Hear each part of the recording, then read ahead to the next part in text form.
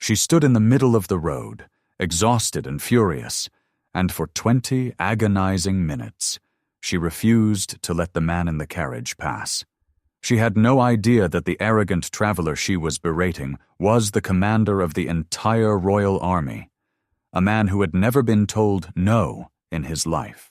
That single, reckless moment of defiance didn't just ruin her day, it triggered a scandal that would tear the royal court apart and force the most powerful man in the kingdom to hunt for a woman who didn't want to be found. The midday sun beat down relentlessly on the dusty carriage path, casting long, sharp shadows across the valley. Elara pulled at the reins, her patience thinning with every passing second as the massive stationary carriage ahead refused to budge, creating an impenetrable wall of polished oak and velvet curtains. She had somewhere vital to be, a duty that could not wait for the arrogance of a traveler who clearly thought the world moved solely at their convenience. With a sharp huff of frustration, she hopped down from her own humble transport, her boots kicking up a small cloud of earth. She marched toward the lead vehicle, determined to clear the path, unaware that she was about to confront the most formidable man in the entire province.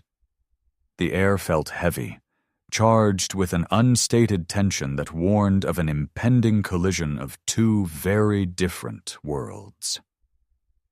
She didn't know that the silence of the woods surrounding them was not natural. It was the watchful, lethal quiet of a royal guard. She stepped into the clearing, ready to unleash a torrent of justified complaints, unaware that her next words would trigger a sequence of events destined to unravel the rigid fabric of their society. If you love stories where the powerful are brought to their knees by those they underestimate, make sure to hit that subscribe button and turn on notifications so you don't miss the rest of this journey. Elara did not hesitate, her voice ringing out with a clarity that usually belonged to those in positions of supreme authority. She berated the driver, demanding to know by what right he blocked a public road and delayed honest people on their necessary journeys. She spoke of fairness, of the common law of the land, and of the sheer rudeness of obstructing a passage simply because one possessed a larger, more ornate carriage. The interior of the massive vehicle remained silent, a tomb of heavy fabric that seemed to mock her passion. Her indignation only grew, fueling a 20-minute diatribe that covered everything from the character of the wealthy to the importance of respecting those who labored. She was, in essence, dismantling the entire concept of the aristocratic hierarchy with nothing but her words and her unwavering glare. Inside the dark cabin, the occupant listened, not with the usual indifference of his station, but with a growing, dangerous fascination. He was a man accustomed to sycophants and fearful whispers. He had never, in his entire life, been told no by someone who stood to gain nothing from his favor. He leaned back into the shadows, his eyes fixed on the vibrant, stubborn woman standing outside, and he did not order his guards to silence her. As Elara spoke, she didn't look for soldiers, nor did she cower as a noblewoman might have before an equal. She looked only at the obstacle in her way, treating the carriage as an annoyance rather than a symbol of terrifying power. It was this utter lack of performative submissiveness that began to chip away at the man's carefully constructed indifference. He watched her gestures, the way she tucked a stray lock of hair behind her ear, and the fire in her eyes that spoke of a life lived with purpose. She was not playing a game. She was truly, deeply frustrated by the waste of time. To her, he was just another wealthy, inconsiderate soul, and that democratization of his status was a shock to his entire system. He began to wonder who she was, this creature of spirit who could not be cowed by the sheer weight of his presence. He had spent years ensuring that he was a figure of distant authority, a man untouchable by the trivial concerns of the masses. Yet here was a woman who demanded his attention, as if it were her birthright. The power dynamic of the road had shifted entirely in her favor. For the man behind the velvet curtain, the word no was an abstract concept, a sound that rarely reached his ears unless it came from an equal in the House of Lords. He had spent his youth in the high-stakes theater of war and the cold, calculating rooms of politics, where every movement was a command. He was the commander of the army, a man who moved pieces on a map and saw them fall into place without a murmur. Her continued insistence that he move, that he justify his delay, and that he apologize was like a sudden, freezing rain in the middle of a drought. It was refreshing, yet it brought with it an uncomfortable realization of his own isolation. He had conquered provinces and silenced dissenters, but he had never faced a trial as simple or as devastating as an angry woman on a dusty road. He felt an unfamiliar pull in his chest, a desire not to conquer, but to understand. He had been so focused on maintaining the image of the unapproachable leader that he had forgotten the simple, chaotic rhythm of a human life. He remained silent, letting her finish, his hand resting on the heavy, ornamental sword handle at his hip, his grip loosening as he found himself enchanted by her defiance. With one final, scathing remark about the character of people who believe they own the horizon, Elara turned on her heel. She felt no need to wait for a reply, for she had already won the argument in her own mind. She had spoken her truth, and she expected the road to clear as a matter of course. She climbed back onto her own carriage, unaware that she had just delivered the most memorable performance of his life. The massive carriage finally pulled to the side, allowing her to pass with a wide, generous berth, though she didn't offer a look of gratitude. She flicked the reins, her carriage rolling forward, its wheels churning the dust as she left them behind. She moved toward the horizon, intent on her destination, oblivious to the fact that her world had just fundamentally shifted. The man in the carriage watched her go, his gaze following the trail of her carriage until it was little more than a speck in the distance. He did not issue a command to follow, nor did he allow his guards to pursue her. He simply sat in the quiet, the echoes of her voice still vibrating in the small, enclosed space, the scent of her determination lingering in the air like a ghost. She walked away thinking she had just won a simple argument, but she had no idea that her blunt refusal had just marked her as the commander's primary obsession, a target he would soon stop at nothing to find. The road fell silent once again, but it was a different kind of quiet. The guards stood at their posts, their expressions stoic, but their eyes held a flicker of confusion.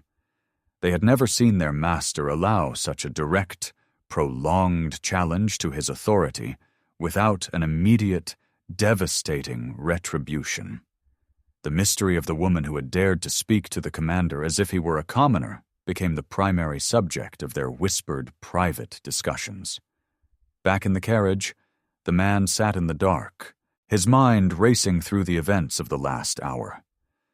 He pulled a notebook from his coat, a small leather-bound volume where he recorded strategy, and for the first time, he found himself tempted to write about something else entirely. He could not stop seeing her face, the way she had stood her ground, the absolute conviction that she was right.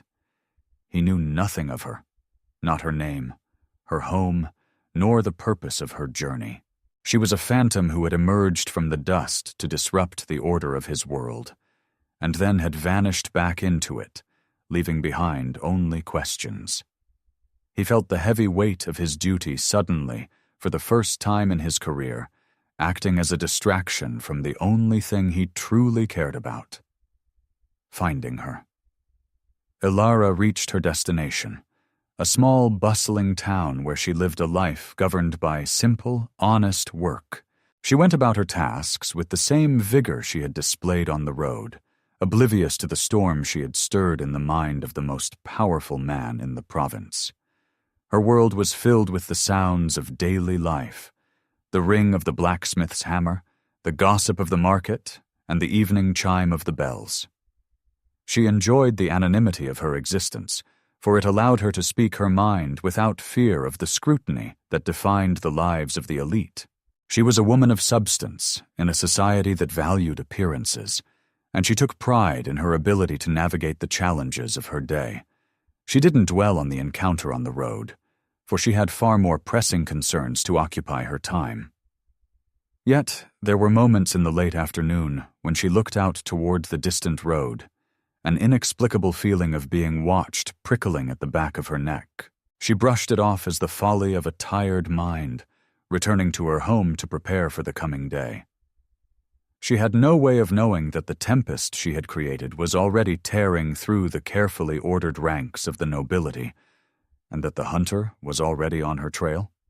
The commander did not return to the capital as his schedule demanded. Instead, he dispatched his most trusted scout to the outskirts of the valley where the encounter occurred.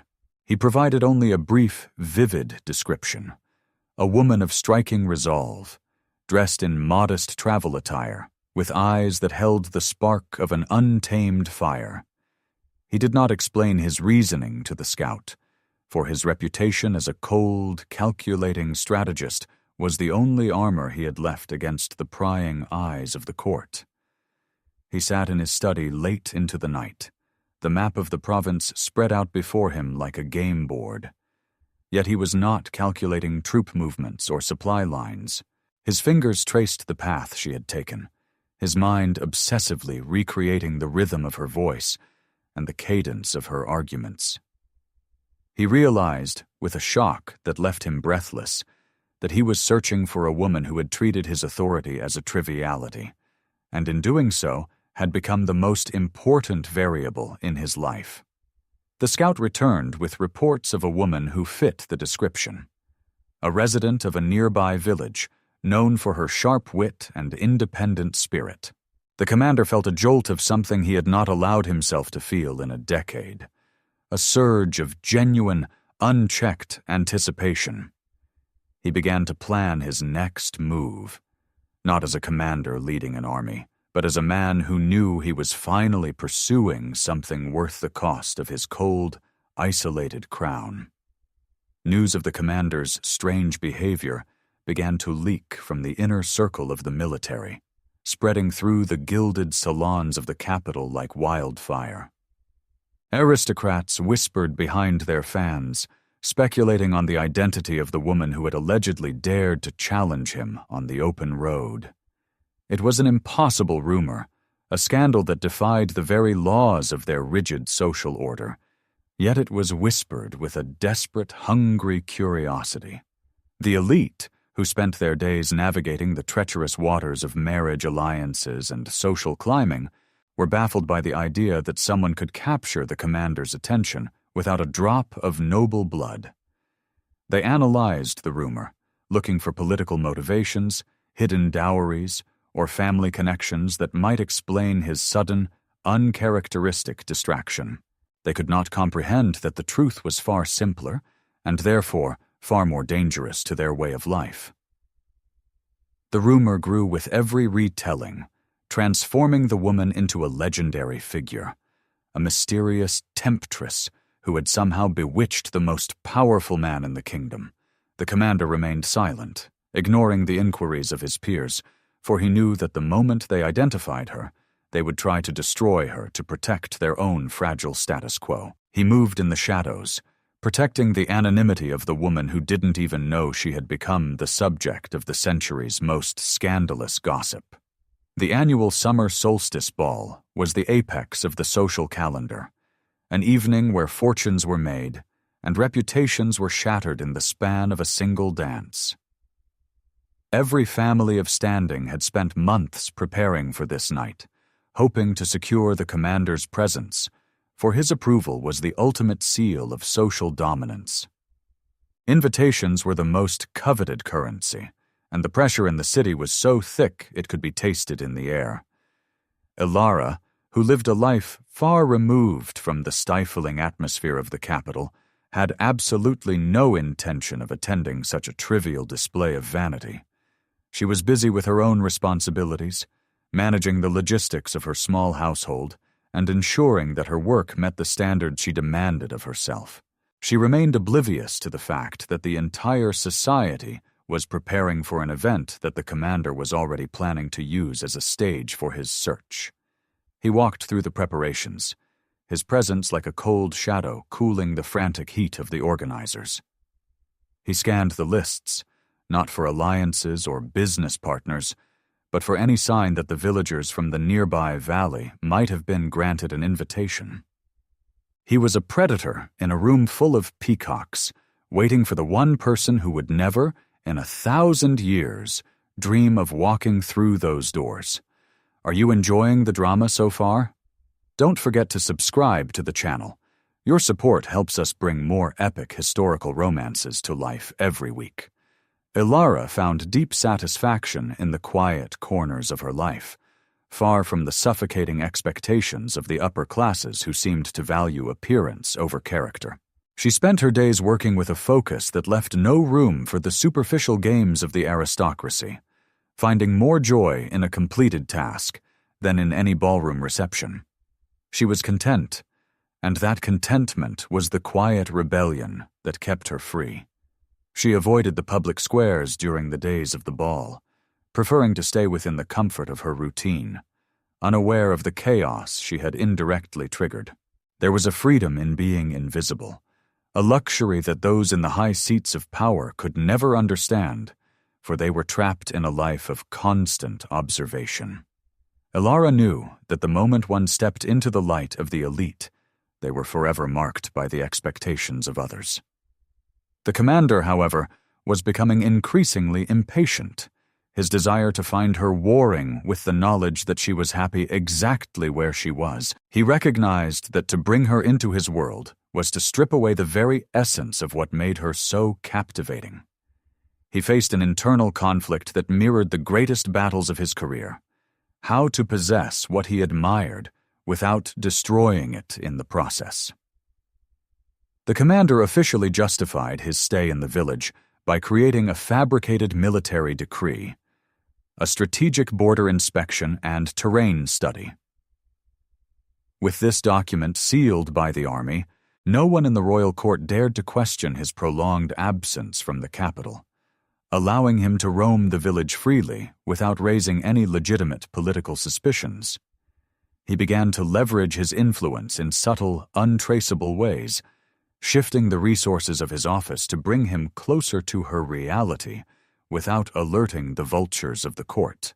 He commissioned infrastructure projects in the valley, creating excuses to visit the region under the guise of inspection tours, all while maintaining the appearance of a man focused on his duty. He was moving mountains, rearranging the landscape of the province, just to be in her orbit for a few hours. The aristocrats were perplexed, for he was showing an interest in the rural provinces that bordered on the absurd, abandoning the social season for dusty roads and humble hamlets. They couldn't understand why a man of his stature would waste time on the fringes, yet they followed, fearing what they might miss. He led them on a wild chase, ensuring they were always looking in the wrong direction while he focused his eyes on the village he had identified. He walked the streets of her village in the early hours of the morning, his uniform replaced by civilian clothes that did little to hide his commanding presence. He felt like a boy again, nervous and uncertain, testing the air for a sign of her, wondering if he would even recognize her without the backdrop of the dusty road. He was a man who had moved nations, now brought to his knees by the mere possibility of a conversation. He was literally moving mountains and rewriting provincial laws just to cross her path again. But what would she do when she realized that the man she insulted on the road was now the most dangerous ally she could possibly have? The summer solstice ball arrived, and the atmosphere was one of frantic, high-strung energy, with every guest hoping to be the one to catch the commander's eye. He stood on the edge of the ballroom, his gaze sweeping the room with a cold, detached efficiency that made even the bravest debutantes shrink away. He was waiting, hoping against hope that by some miracle she had been persuaded to appear, yet part of him knew she wouldn't be there. Elara was miles away, her mind occupied by a completely different set of concerns as she finished her work by the light of a flickering lamp. She did not know that a man was looking for her in the most opulent room in the kingdom, and she certainly didn't care. She was living in the reality of her own choices, a life that had no place for the grand, performative drama of the capital's elite. As the night progressed, the commander's frustration grew, and he finally understood the sheer scope of the challenge he faced. He was looking for someone who did not want to be found. Someone who looked at his world and saw only the emptiness he had spent his life trying to fill. He realized that the gap between them was not just social, it was philosophical, a barrier he wasn't sure he knew how to cross. By the time the ball ended and the guests drifted out into the cool night air, the commander's curiosity had calcified into a singular, unwavering obsession. He could no longer go back to the life he had led before, for the encounter on the road had opened a door he could not close. He had felt the sting of her words, and found them to be the most honest thing he had heard in years. He was hooked on the feeling of being challenged. He began to collect fragments of her life, keeping a careful watch on the village, learning her habits, her preferences, and the way she interacted with those around her. He learned that she was respected, that she was known for her integrity, and that she was as fiercely independent as she had appeared on the road. The more he learned, the more he realized he had been living in a dream, and that she was the only reality he cared to acknowledge. He stopped attending the meetings of the High Council, ignored the letters of the nobility, and spent his nights plotting how to make her see him not as a commander, but as a man. He understood that he could not demand her time, as he had with everyone else in his life. He had to earn it, one interaction at a time, without the weight of his titles or the fear they inspired. He was a master of strategy, but he was currently playing a game for which he had no rules. If you want to see how this obsession turns into a confrontation that changes history, click the subscribe button right now. You won't want to miss what happens in the next chapter. The commander spent hours alone in his study, replaying the memory of that day, analyzing the way Elara had looked at the carriage, not as a symbol of power, but as a physical barrier to her destination. He realized that the carriage had been loaded with sensitive documents, part of a covert military operation that he had personally overseen. If she had been a spy, she could have caused an irreparable leak. But her anger had been so authentically focused on the delay that he knew she was oblivious to the stakes. He understood then that her innocence was her greatest strength, a shield that had protected her from the dangerous machinations of his world. By blocking the road, he had inadvertently placed himself in her path, and her refusal to move had been a test of character he had never faced before. The secret of that carriage was no longer just the intelligence it contained. It was the fact that it had carried him into the orbit of the only person who did not fear him. He carefully filed away the reports on that day, ensuring that no mention of her confrontation remained in the official record. He was protecting her from his own organization, for he knew that if the military commanders learned of a woman who had dared to lecture him, they would treat her as a threat to be eliminated. He had effectively erased the encounter from history, leaving only himself as the silent witness to the moment his life changed. The rumors eventually hit the court with the force of a tidal wave, as members of the aristocracy struggled to process the idea of a commoner challenging the commander's authority. The audacity of her actions became a subject of heated debate in the halls of the palace, where protocol was as rigid as the stone walls. They could not conceive of a world where a woman without title could stand her ground, and they were deeply unsettled by the commander's lack of immediate retribution. Men who had spent their entire lives cultivating fear as a tool of management were particularly confused by his reaction. They watched him closely, looking for signs of weakness. Yet all they saw was a man who seemed more focused and determined than he had been in years.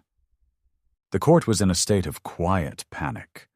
For if the commander could be challenged without consequence, the entire structure of their power was at risk.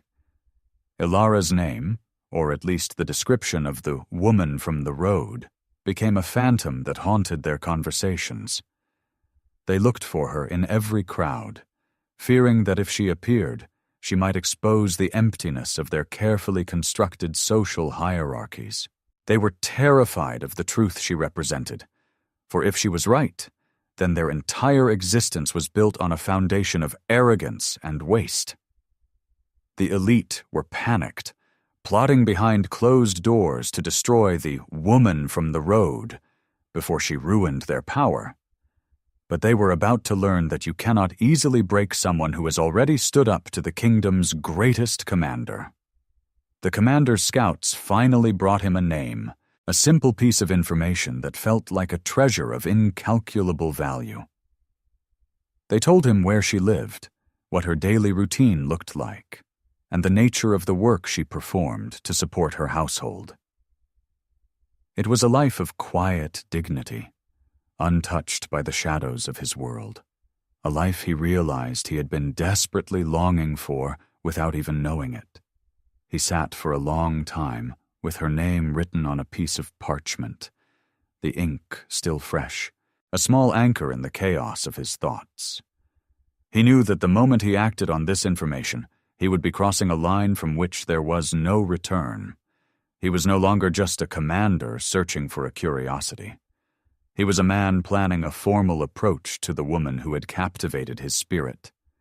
He began to craft a plan, not one based on the military precision of his profession, but one that required the patience of a student of human nature. He had to enter her world on her terms, without the artifice of his station. He realized that the road to her heart was paved with honesty, and for the first time in his life, he felt the weight of his own lies. The commander orchestrated a visit to the rural province, making it appear as part of a routine regional review. He intentionally distanced himself from his guard, choosing to walk through the village in the late afternoon, the time he had learned she usually completed her tasks.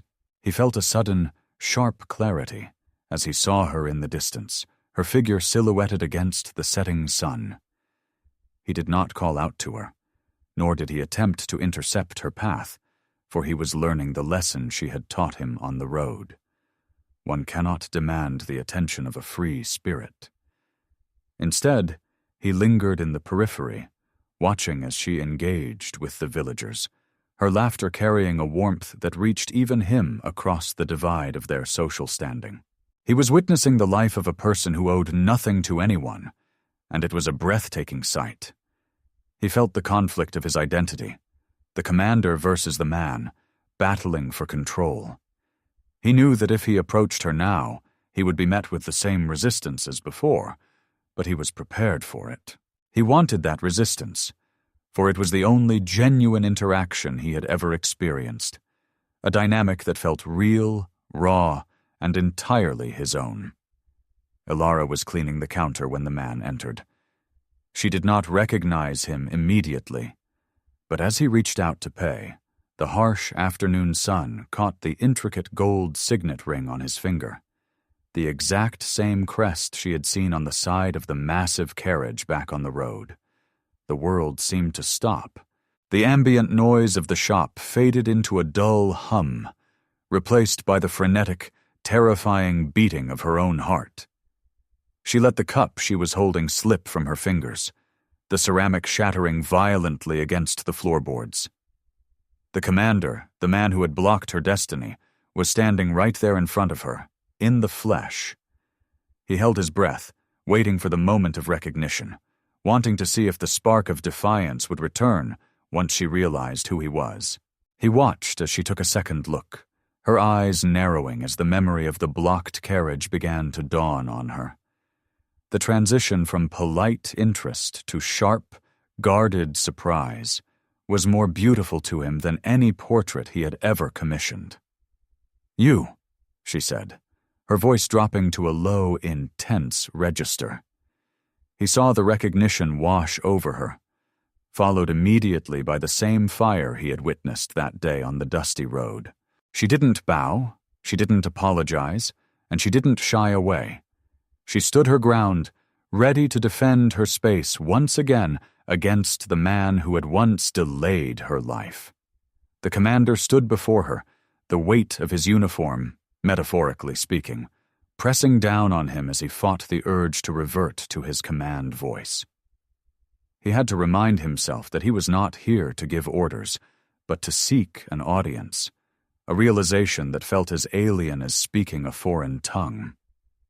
The air between them hummed with the history of that one encounter, a charged field of unspoken words and unresolved arguments.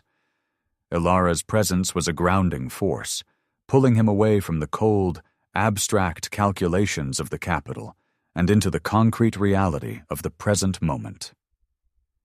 He knew his duty was to return to the capital, to attend to the endless, grinding demands of the war, yet every part of his being told him that this was the most important mission of his life. He was caught in the crossfire of his own desires. "I didn't expect to see you here," he said, his voice softer than he intended. She didn't back down, her gaze searching his for the arrogance she remembered, testing him to see if he had learned anything from that day. He held her gaze, showing her the vulnerability he had worked so hard to hide from the rest of the world, a gamble he knew was his only hope. There was a moment of silence where the world seemed to hold its breath, the rules of the society he served dissolving into the atmosphere. The protocol that dictated he be feared and she be subservient meant nothing here, in the shadow of the valley. He watched as she processed his appearance, the way he had shed the armor of his status to find her, and he saw the anger in her eyes begin to soften into something far more complicated. She didn't ask what he was doing there, for the answer was evident in the deliberate way he had sought her out. She had expected him to retaliate, to use his power to make her life miserable. Yet he had arrived alone and defenseless. It was a contradiction that forced her to reconsider the man she had judged so harshly, creating a fracture in the wall she had built against him. In that look, they both understood that the game had changed. He wasn't the commander, and she wasn't just a traveler. They were two people caught in a moment of genuine, terrifying possibility. The social order they both occupied was a prison, but in this brief, stolen instant, they were standing on the threshold of something that belonged entirely to them. "We have reached the end of the third block. Are you satisfied with the pacing and the depth of their interaction? Or would you like to make adjustments before we begin the final block, which will cover the resolution?" Word of the commander's repeated visits to the rural province began to leak back to the capital, and the reaction was one of pure, unadulterated scandal. The conservative elite, who viewed his behavior as a betrayal of his station, held emergency meetings to discuss how to curb his influence before he destroyed the reputation of the military. They viewed his interest in a common woman not as a romantic gesture, but as a dangerous symptom of instability that threatened the very stability of their governing structure. Elara found herself the target of subtle, then overt, harassment as people connected to the capital's elite began to manifest in her town. They were not bold enough to confront her directly, but they ensured she knew she was being watched. Their presence a cold, constant reminder that her actions had consequences that extended far beyond the valley. They wanted to force her to run, to prove that she was unworthy of the commander's attention by making her life impossible to endure. The commander, aware of the threats, became a guardian he had never intended to be, using his influence to shield her from the worst of the intimidation. He watched as the society he had served for decades showed its true, ugly face, and he realized with bitter clarity that they didn't value him. They valued his utility. The judgment of the society he had helped build became the catalyst that finally pushed him to abandon it for the only thing he truly valued. With the court's assassins closing in, Elara was left with a terrifying ultimatum: hide forever and remain safe, or stand her ground and risk everything for a future with the man who had once been her greatest enemy. The final confrontation begins in just a few moments. Elara faced an agonizing decision, for she was not a woman who could be protected at the cost of her own independence. She understood that if she accepted the commander's help, she would become tethered to his world, a world she had spent her entire life avoiding for good reason. She had to choose between the safety he offered and the freedom that defined her identity, a choice that tore at her because she had begun to develop real, growing feelings for him. She saw the toll the situation was taking on him, the way he looked when he returned from the capital, weary and burdened by the politics he was trying to leave behind. She realized that she had become the anchor for a man who had never had one, and that if she walked away, she would be forcing him to return to a life of hollow duty. She was at a crossroads, and the direction she chose would define not just her future, but his as well. He waited for her decision with a patience that surprised them both, refusing to pressure her into a choice that would compromise her sense of self. He had come to realize that if he could not offer her a world where she could remain herself, then he had nothing to offer her at all. The tension reached its breaking point when a direct threat to her livelihood forced them both to stop waiting and start acting. The truth of his rank and the full weight of his power finally became clear to the entire village when a delegation from the royal court arrived to demand his return. The villagers, who had only known him as a traveler with an interest in their work, were left in shock as they watched the display of formal obeisance and the arrival of official guard units. The aura of the commander, cold and absolute, returned to him in that moment, creating a distance that he desperately wanted to bridge. Elara watched the display from the doorway of her home, her heart sinking as the reality of who he was shattered the fragile reality they had built together. She saw the man she had lectured on a dusty road standing amidst the symbols of the absolute power he commanded, and for a moment, the gap between them felt impossible to span. The truth wasn't just a fact. It was a wall, a physical embodiment of the society she despised. He looked at her, his eyes pleading for understanding, showing her that the power he wielded was not something he desired, but a burden he had carried for too long. He revealed his true feelings, stripped of the veneer of his rank, offering her his vulnerability as the only currency he had left. The revelation was not meant to impress, but to be a confession, a desperate attempt to show her that he was more than the armor of his command.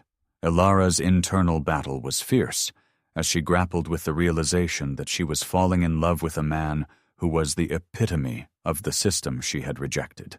She had to navigate the precarious balance of keeping her own identity intact while navigating the life of a man who was expected to be everything she was not. It was a choice between her integrity and the possibility of a shared future, and neither option felt complete. She felt the crushing weight of expectation from both sides. The village expected her to be the woman she had always been, while the court expected her to disappear or conform to their rigid standards. She realized that she could be neither, and that she would have to forge a new path if she was to survive this with her dignity intact. Her essence was the only thing she truly possessed, and she refused to sacrifice it for a title or a station. The commander, seeing her hesitation, finally made his own choice. He would walk away from the court, not for her, but because the court had become an environment where they could not both exist. He was willing to sacrifice his career, his status, and his power to prove to her that his feelings were not a distraction, but the core of his new existence. He was a strategist who had realized that sometimes the only way to win was to walk away from the board. Together, They formed a private, quiet alliance that defied the protocols of their time, creating a sanctuary where the expectations of the aristocracy could not reach them. They worked to dismantle the plans of the court members who had tried to intimidate her, using the commander's intimate knowledge of the political landscape to outmaneuver them at every turn. It was a partnership of equals, a collaboration that was far more effective than any of the cold, calculated alliances of the nobility. The aristocracy, used to dealing with public displays and grand speeches, was utterly unprepared for the quiet, effective way they navigated their efforts. They were being beaten by a man who knew their tactics and a woman who had nothing to lose, a combination that made them both invincible in their eyes. The alliance became the talk of the province, but it was spoken of with fear rather than gossip, for they were truly untouchable. Elara found a new kind of strength in the partnership, learning to use the tools of her new environment to protect not just herself, but the people in her village. She discovered that she could still be herself while exercising the influence that had been denied to her, turning the tables on the system that had tried to silence her. It was a liberation, a way of proving that the rules could be bent and that power could be reclaimed. The final confrontation was not merely an emotional clash, it was a masterclass in political strategy. The commander gathered incontrovertible proof of corruption, embezzlement, and illicit land deals involving all the noble families who had attempted to harass and intimidate Elara. By presenting these damning documents before the royal council, he did not just silence them. He rendered it impossible for any of them to retain the moral authority required to demand his return. It was a victory of cold, hard intelligence that preceded his victory of honor. He did not just resign, he formally renounced his ancestral lands and his noble title, handing his vast wealth back to the crown to ensure that his newfound freedom was absolutely unassailable. He walked out of the council chamber without a single coin to his name, but for the first time in his adult life, his identity was entirely his own, unburdened by any duty that was not rooted in his love for Elara. The victory was not just in the resignation, but in the fact that they had won it on their own terms, without needing to play the games of the elite. They had proven that the status the society held so dear was ultimately hollow, and that the only real power was the ability to define one's own existence. The atmosphere in the room shifted, the rigid weight of protocol breaking under the pressure of their unwavering resolve.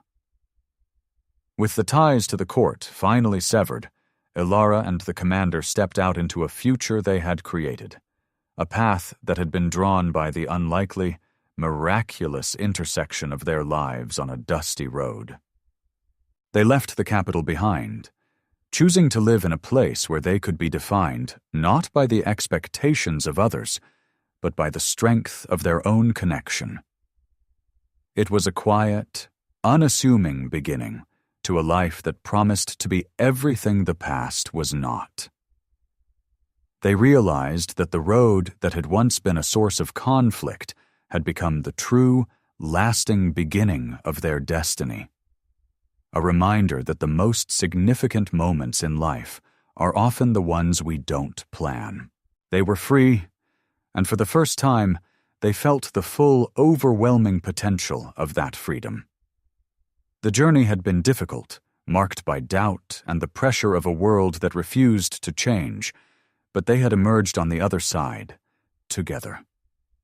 The moral was clear to anyone who watched them. The most important path is the one you carve for yourself, even when the rest of the world tells you it is wrong.